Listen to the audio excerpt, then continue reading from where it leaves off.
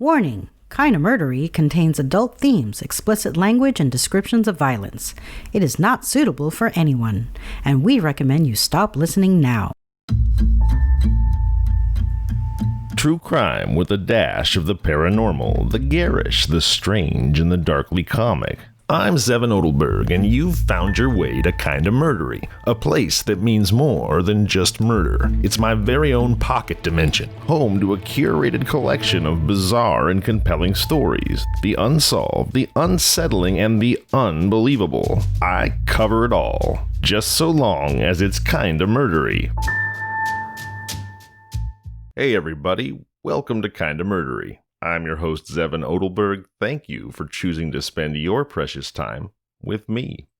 Today, I bring you a blow-by-blow, bullet-by-bullet, dynamite and chlorine bomb by chlorine bomb true recounting of one of the bloodiest prison riots in American history, the October 3rd, 1929 uprising at the Colorado State Penitentiary at Cañon City.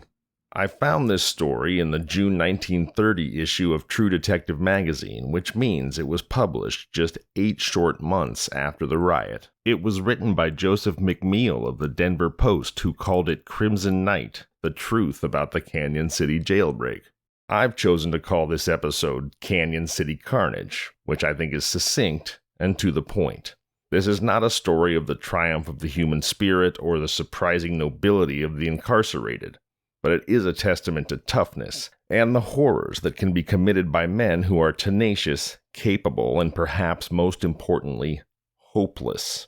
You see, Colorado Governor Billy Adams, elected to 3 consecutive 2-year terms, the first in 1927, was ushered into office on the strength of his tough-on-crime platform. While running for governor, he promised that as long as he was governor, there would be no clemency. Beyond that, no parole under any circumstances for Colorado's incarcerated class. This was a position that he not only stuck to once elected, but repeatedly and publicly reiterated. For resourceful and hardened criminals who felt their sentences were unjust, overlong, or who just wanted out, men who now could not even look forward to the possibility of parole, Adams' campaign promise of no parole and no clemency, a promise upon which he steadfastly delivered, not only extinguished all hope of future freedom, but also stoked the fires of resolve, leaving Colorado's most desperate, strong-willed, and capable prisoners, men who without parole or clemency expected to die, whether by old age, illness, or violence, in prison, to conclude that escape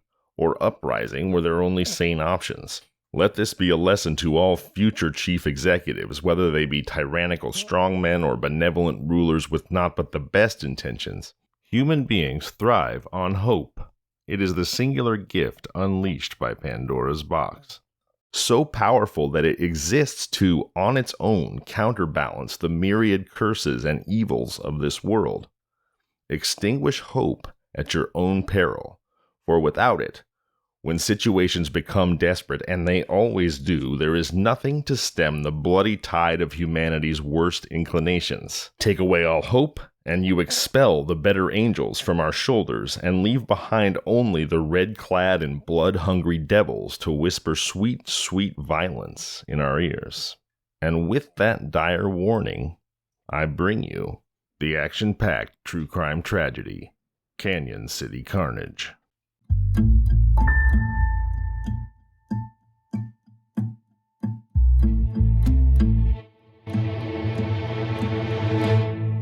This is the real story of that crimson night of horror, October 3rd, 1929, at the Colorado State Penitentiary.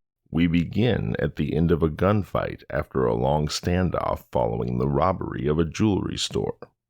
It's time to rock and roll, although I think that's the wrong genre, because this story is metal. Hey, you flat-footed saps, I've got a belly full. Give me a chance and I'll come out. Just to show you I'm a square guy, I'll give up my gats. The message Chief Hugh D. Harper and his Colorado police force had waited hours to hear at last drifted through the shattered windows of Buchwald's jewelry store on Colorado Avenue, just east of Cascade Avenue. It meant surrender, and into this game of hounds and hare, assurance that a pitched battle between burglar and police would end without further casualties. Certainly, a desperado would be captured. a robbery thwarted.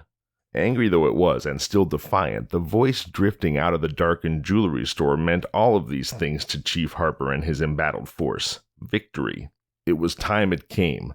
Midnight to dawn, it had been a long, desperate fight, a costly one too, with patrolmen Ben McMahon and Olin Burton wounded and facing weeks, if not months, of inactivity, a business block riddled with lead, and uncounted property damage. "Come on out then, you blasted idiot," Chief Harper shouted back, "but keep your hands up high and no tricks." 2 German Lugers sailed through the jewelry store window, or rather what was left of the windows, and fell in the street almost at the chief's feet. The man inside meant business. He sealed his promise with his guns. The police waited, entrenched in Colorado Avenue behind anything that appeared in the least bulletproof, and in the alley behind the jewelry store. Chief Harper and his men had waited and were disappointed. And with each disappointment, they poured an almost ceaseless rain of rifle, shotgun, and revolver lead into the darkened jewelry store. From its 1-story roof, through a skylight that gave it unobstructed play, a Thompson machine gun raked the inside of the store. But there were no results. None until now. Somewhere inside, amid the havoc wrought by incessant firing, a wreckage of shattered showcases and splintered fixtures, the wounding of 2 patrolmen charged against him, the man who had just called out his surrender stood his ground, firing back when a hit seemed reasonably certain, cursing sometimes, taunting always. "Why don't you come in and get me, you yellow-bellied coppers, if you think you're tough enough?" he shouted when the police first hemmed him in. And patrolmen McMahon and Burton, displaying more courage than prudence, rushed his stronghold only to learn there was a sting in his boasts. Shortly after midnight in late December 1928, this man was discovered in the jewelry store, and now, as the first rays of a new day's sun fell like the snow-capped summit of Pikes Peak, lifting the massive granite pile from a field of shadows, the police began to feel reasonably certain that the long siege would soon be ended. "Chlorine gas'll bring him out," Chief Harper predicted an hour before the message of surrender. He spoke to Deputy Chief Fred H. Springer, assisting in command of the police forces in Colorado Avenue at the time of this siege. "Well," said Springer, repeating what he had told the chief before, "Denver's on the way with chloride bombs, but it's a 75-mile drive and they're coming by auto. They can't fly the Palmer Lake Divide at night. Ought to be here directly. We'll wait for the gas, so hold your fire," Chief Harper decided. "Anyway, the town's got to get some sleep. Can't with all this racket. Look at the Antler Hotel's windows, a guest looking out of every one of them." "Say, who stirred up this hornet?" the chief asked, taking advantage of the cessation of hostilities to get the facts on the introductory chapters of an episode that was to become a department classic. Called from bed after the battle had started, Chief Harper had been too busy directing the attack to inquire about the cause. Now, he decided he'd like to know. Patrolman George Kaltenberger stepped forward. "I'm guilty, Chief," he said. "I was rounding the corner of Cascade in Colorado when this guy's lookout fired at me. I dropped on my belly and fired back. Then, from the roof of the National Cafe next door to Buckwald's, a couple of other gents opened up on me with automatics." "Who's this mug inside? Anybody know?" the chief interrupted. No one could answer the question, and Kaltenberger continued. "Finally, the guy in the street emptied his gun and ran. The birds on the roof took to cover, and I ran up to Buckwald's door, tripping over these on the sidewalk," said Kaltenberger. "Tripping over what?" Chief Harper asked, curious now. "These wires," the patrolman answered, handing the ends of 2 insulated copper strands to his superior. The chief examined them, noted they stretched across Colorado Avenue and upwards over the cornice of the jewelry store. He was puzzled. He touched the copper exposed ends of the strands, forming a contact. There was a spark, and in the distance a faint buzzing. The wires were a puzzle no longer to Chief Harper. "Scientific guys," he remarked. "A signal from the lookout to the bird inside. Cracking the safe, eh?" "Cracking is right," Deputy Chief Springer interposed. "It might have been a fat haul. There's $15,000 in gems in the safe, or there was when Buckwald closed up last night." 15,000. Well, if the outside men didn't get them, this guy won't. When the chloride gets into his eyes and up his nose, he'll come out. If he don't, he'll choke.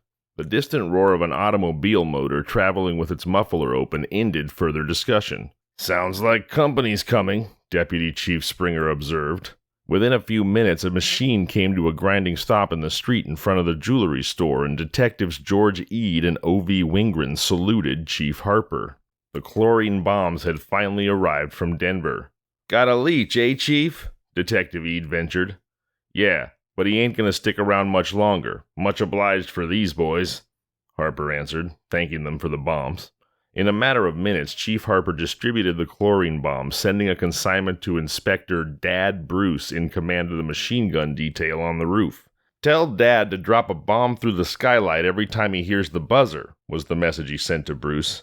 "Handy arrangement this, eh, Springer? Handy for burglars, handy for cops." Within a few minutes, Detective Bob Wraith, who carried the bombs and a message to Inspector Bruce, returned to report all was ready. Chief Harper ordered his men to hold fire, but to be prepared to fight. "All ready? Now for results," he shouted.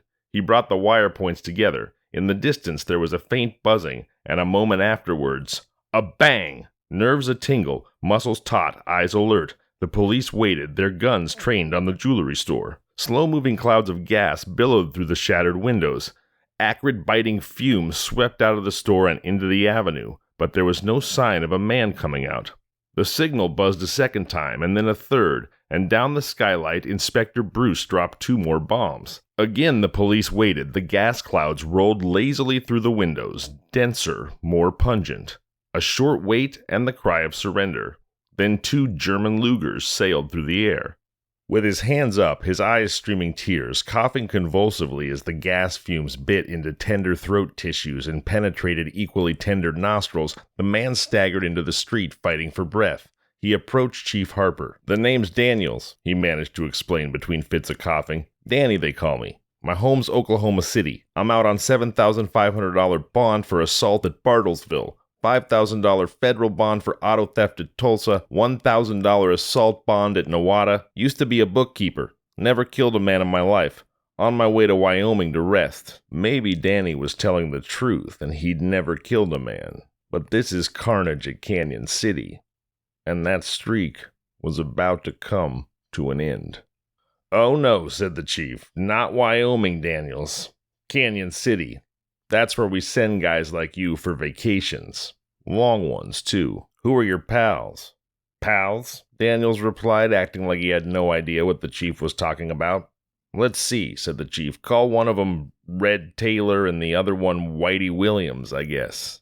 "That's good enough," the man replied, indicating he would give no information about the men who had escaped. "They got away, I got caught. That's my tough luck." "Where'd you learn this racket?" Chief Harper questioned. "Oklahoma mostly. Trailed around with the Kimes gang some," the man boasted. "Got jobbed and did a stretch. Been sore ever since." He said this angrily. "Got a wife and a kid in Oklahoma. Listen, Chief. They won't know anything about this, will they?" Daniels stopped talking as Inspector Bruce approached. When the gas cleared from the jewelry store, Inspector Bruce and his detail went inside to learn some things the police did not know.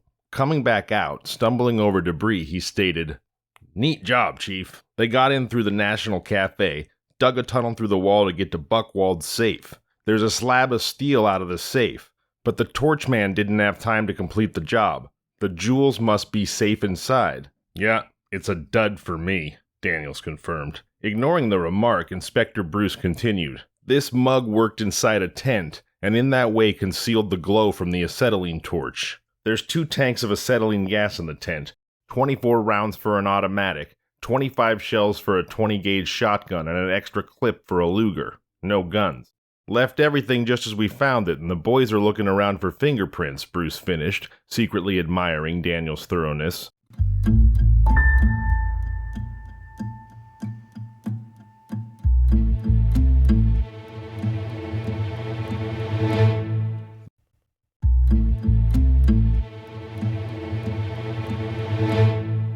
Hey everybody, welcome back to Kinda Murdery. I'm your host, Zevin Odelberg. Thank you for lending our sponsors just a moment of your time. I do appreciate it. A quick reminder that if you enjoy the show, please do tell people about it. It really helps. Also, I printed up some cool full-color vinyl Kinda Murdery stickers that maybe you saw on social media that I handed out to listeners at Comic-Con. And if you'd like one, just reach out to me, kindamurdery@gmail.com or at kindamurdery on social media and include your mailing address, and I'd be more than happy to send you some stickers. Also, please leave a review. That really helps too. Kinda Murdery is hosted by the totally free podcasting app Spreaker. That's Spreaker, Spreaker, which you can download for free from the App Store. And the cool thing is, if you leave a review on the Spreaker app, I'll be able to see it and respond to it, which would be a cool way for us to get to know each other. I also want to give a shout out to my personal podcasting angel, the wonderful Darren Marlar from Weird Darkness Podcast, whose shirt I'm wearing right now. Not his shirt, actually, but a Weird Darkness shirt. Thank you for the awesome t-shirt, Darren. If you're already a part of the Weirdo family, that's awesome. Me too. And if you haven't listened to Weird Darkness, please do. It's fantastic. If you like Kinda Murdery, you'll love Weird Darkness, I promise. Also, wanted to remind you that advocating for people with disabilities, physical or otherwise, is important to me, and if you have a disability story you'd like to share, or a favorite true crime story you'd like to hear me tell, I'd love to do it. I'm here for your listening pleasure. So, just reach out to the show, kindamurdery@gmail.com, or @kindamurdery on social media. Tell me what you want, and I will get right to it. And speaking of getting right to it, let's get back to Cañon City Carnage. I'm going to rewind the story about 20 seconds to let you settle back into it.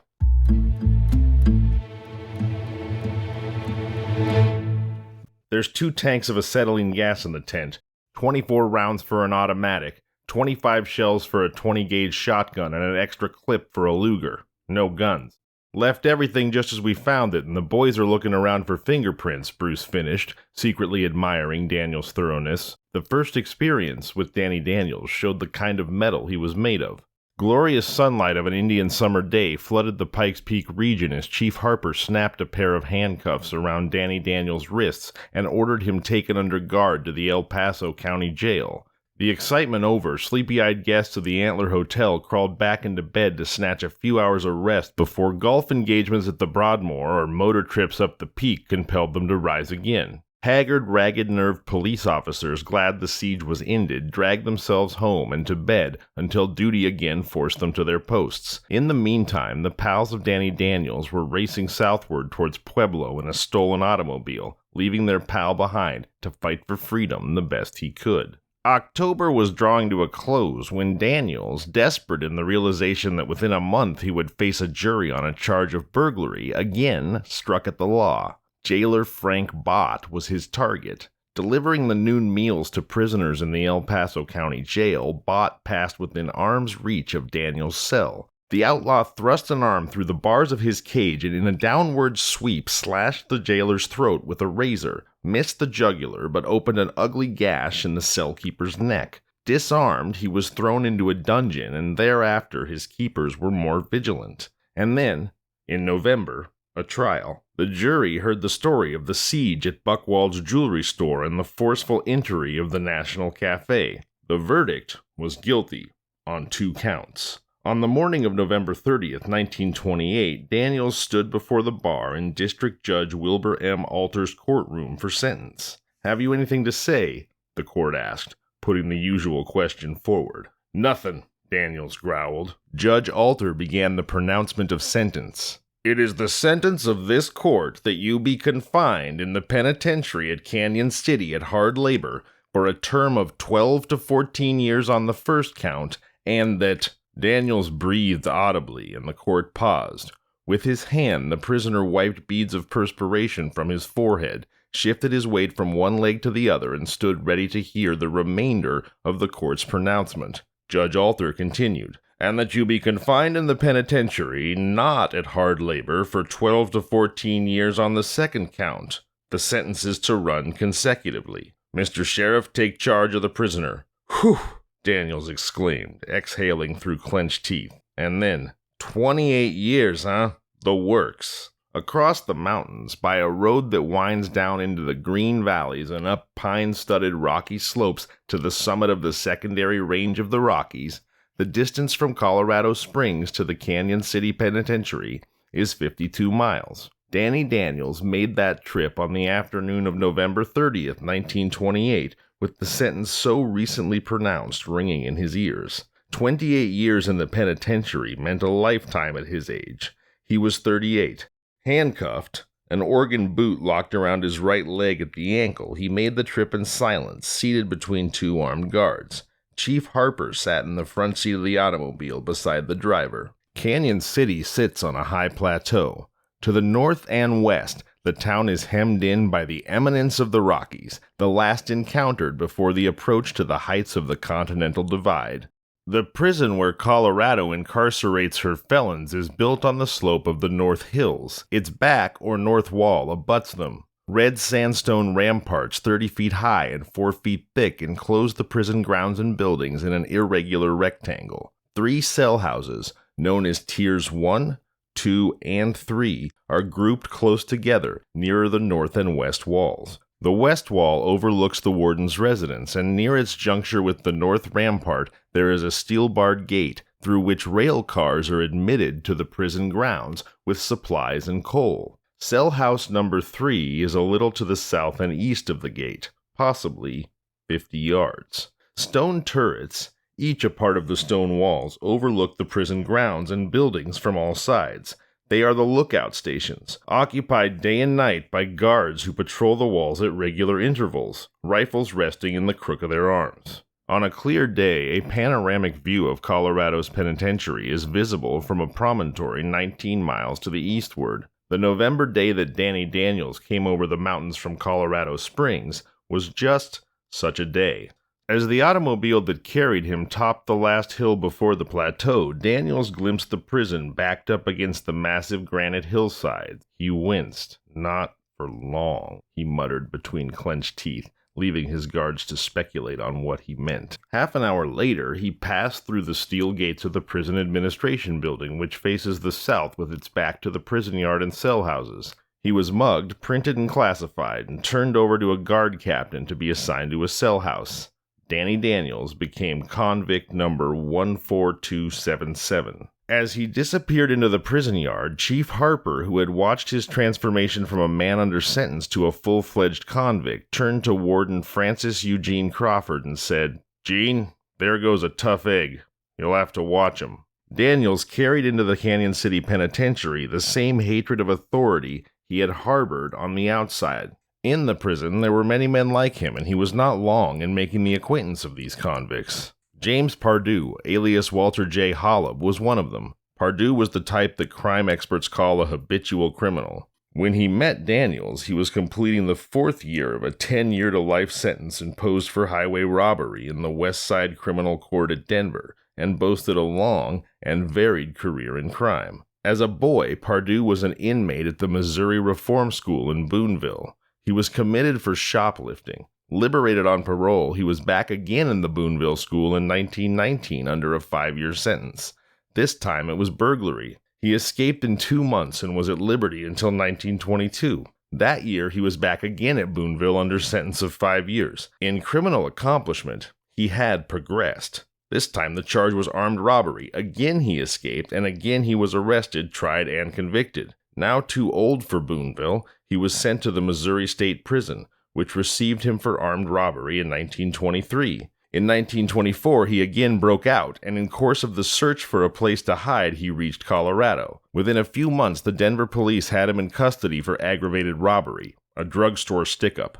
And, in time, Pardue reached Cañon City. In a fit of anger, Pardue once told Deputy Warden William Green, "I can't and I won't serve the sentence they gave me at Denver." And that was the way Daniels felt about his sentence. So it was that Daniels and Pardue had much in common. It was natural that they should become prison pals, that their thoughts should turn spontaneously to liberty and to the day when it would come. Legally or otherwise made no difference to them. As they contemplated the future, inaugural day in March 1929 held the attention of the people of Colorado. Governor William H. Adams was to begin his 2nd term. In a message to the people of the state, he promised, as he had promised 2 years before, that there would be no pardons, no paroles for convicts. Through unknown channels, the news penetrated the penitentiary and spread among the convicts. With hope of executive clemency gone for at least 2 years, the natural result of the news was unrest among the convicts. Daniels and Pardue, now more restless and more dissatisfied, did much to foment it. By avenues to this day undiscovered, arms were smuggled into the prison.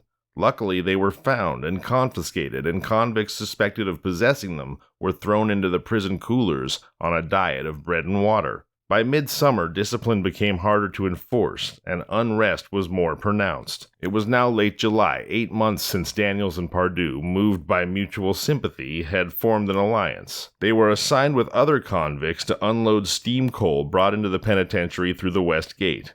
At the same task were Alfred H. Davis, 38 years old, and Melvin Red Majors, alias Riley, 30 years old. As prison records go, Davis and Majors were rated bad ones. By virtue of 2 attempts to break out of Cañon City, Davis had attained some local fame among the convicts, and Majors, with a record for a successful break from a California prison, was rated a, quote, crafty guy with guts. Daniels and Pardue recognized men of particular qualifications in the pair, who would prove useful members of their confederacy. They took them in. Like Pardue's, Majors' record was spotty. Good behavior, which paroled him, was short-lived, and Los Angeles sent him back to Iona. This time, it was robbery. One day, he was missing, and he was at liberty until sent to San Quentin. Again, it was robbery. Next, he was an inmate of Folsom, and once more good behavior unlatched penitentiary doors. He was a clever man, but an incorrigible. Such was his record when he sought greener and less hazardous fields in Colorado. About the time of his arrival, there was a series of holdups. Denver police were never able to prove these against Majors, but they ceased after he fled the city following the shooting of patrolman James Cass, who was wounded as he started investigation of a quartet of men suspected of a plan to rob the bank. The gang was seated in an automobile parked in front of the bank at the time. This job was never fastened definitely on Majors, but he was sentenced at Colorado Springs for aggravated robbery committed in that city. Denying the crime, he attempted to explain possession of a gun with this declaration: "Well, I am an inexperienced young man from the East, and I expected to find Indians in Colorado, so I brought my gun along." The explanation gave courtroom spectators a laugh, and the court gave Majors 20 to 30 years. A waiter when he followed legitimate employment, Davis had a record in New Mexico before he migrated to Colorado. In Denver, he was sentenced to a 20 to 30-year term for drugstore holdup. He was suspected of other crimes, but police could never prove them, and Detective Captain Bert Clark was satisfied to let matters drop when Davis started for Cañon City. This, then, was the personnel of the quartet of single-purposed men who labored through July and October unloading steam coal from railroad cars, rolled into the penitentiary gate through the steel-barred portals of the West Gate. As time passed, the attitude of Governor Adams with respect to convicts remained unchanged. No pardons and no paroles continued to be the administration's policy. Restless discontent agitated from sources unknown to prison officials permeated every cell block. There were reports of guns smuggled into the prison by trustees who hid them under coal piled high in the yard. The coal was moved, there were no guns. About this time, knives were missing mysteriously from the kitchen. Search was made for them. Cell blocks were turned topsy-turvy. Every nook and cranny probed, but there were no knives and no weapons of any kind. Suddenly, a strange calm settled over the prison. There was less of discontent, and improved discipline was noticeable. Warden Crawford breathed easier. "I don't know, Warden. Sounds like the calm before the storm to me. If I was him, I would be more nervous than ever." Guards and keepers who had been nervous and jumpy became calm and composed. There was not a man among them who did not feel that the crisis had passed. And then, October 3rd, 1929, dawned clear and calm. Summer lingered in the hills around Cañon City, although autumn was well advanced. Colorings particular to the fall of the year had only just begun to tinge the foliage on the mountain slopes. There was that about the weather which lures one to the open road, and Warden Crawford, with business demanding attention, drove over the hills to Colorado Springs. Within the prison, Daniels and Pardue and Davis and Majors labored with their fellow prisoners, unloading coal. Noon was approaching when Elmer G. Irwin, a guard, climbed a steel-runged ladder to the crow's nest overlooking the convict mess hall. To watch the convicts as they gulped their prison fare was one of his daily duties. Near at hand in the crow's nest was a rifle, loaded and ready for any emergency. This particular day, Irwin followed his customary routine. After climbing the ladder with the rifle stock under his arm, he closed and locked the door. From a compartment, he produced a rifle barrel, which he fitted to the stock.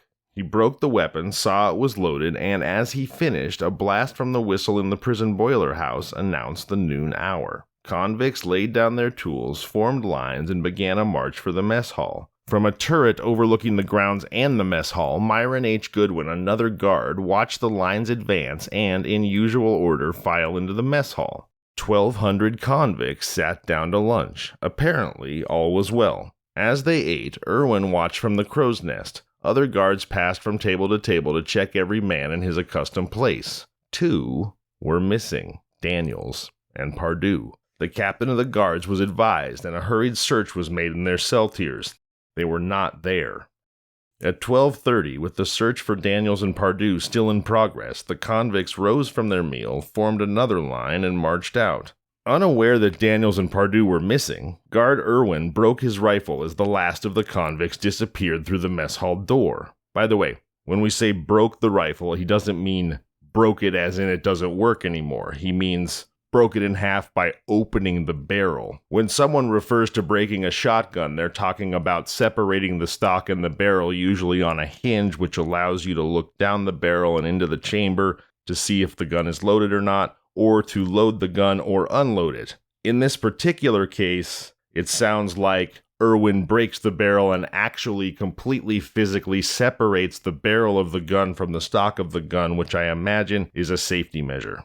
Anyway, back to the story. Unaware that Daniels and Pardue were missing, Irwin broke his rifle as the last of the convicts disappeared through the mess hall. He put the barrel of the weapon back into its compartment, tucked the stock under his arm, shut and locked the crow's nest door, and started down the ladder.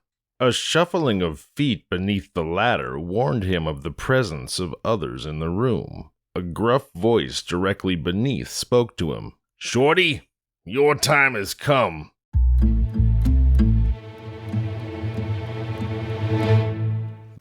And that cliffhanger brings us to the end of Cañon City Carnage Part 1. Don't forget to tune in this Sunday, August 7th, for Part 2 of Cañon City Carnage. I'm Zevin Odelberg, and this has been Kinda Murdery. If you've enjoyed today's Kinda Murdery, please tell your friends and family. Tell strangers, leave a review. It's the best way to ensure that I can keep telling that special brand of bizarre and terrible tales that you'll only find here on Kinda Murdery.